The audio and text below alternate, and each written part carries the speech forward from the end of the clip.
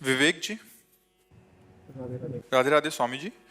स्वामी जी, कहा जाता है कि आत्महत्या और अकाल मृत्यु वाले लोग को मुक्ति नहीं मिलती और आत्मा भटकती रहती है। महाराज जी, मेरा प्रश्न है कि अगर ऐसा है तो परिवार के लोग उस आत्मा की शांति और मुक्ति मिले उसको, उसके लिए हमें क्या करना चाहिए? श्रीमद् भागवत का सप्ताह पारायण, भगवान नाम कीर्तन, साधु समाज को भोज भंडारा और ये सारे पुण्य उस जीवात्मा को दे दिए जाएं तो जीवन मुक्तता की तरफ आगे बढ़ेगा। नहीं तो आत्महनन, आत्महत्या करने वाले को और जो महत पाप करने वाले जन हैं, इनकी अधोगति होती है, प्रेत योनि आदि को ये प्राप्त होते हैं।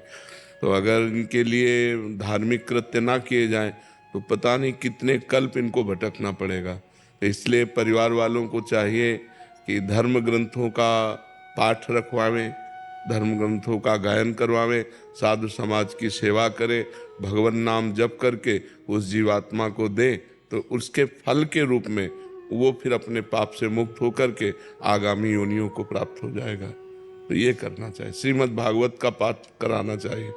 श्रीमद् भागवत में महात्म्य में आता है कि एक धुंधकारी नाम का आदमी जो था वो बड़ा पापी था, कई वेश्याओं से संसर्ग करता था, हिंसा करता था, चोरी करता था। तो एक दिन वो कहीं राज खजाने से चोरी करके लाया तो वेश्याओं ने सोचा कि अगर हम इसको मारती नहीं हैं तो एक दिन राज कर्मचारी सब धन पकड़ के ले जाएंगे, हमको भी पकड़ के ले जाएंगे और ये मारा जाएगा, तो मारा जाना निश्चित है। तो उन पांचों वेश्याओं ने उसे बांध दिया सोते हुए और उसके मुख में आग के अंगारे रखे, फिर भी नहीं मरा तो गला घोट करके किसी तरह उसको मारा।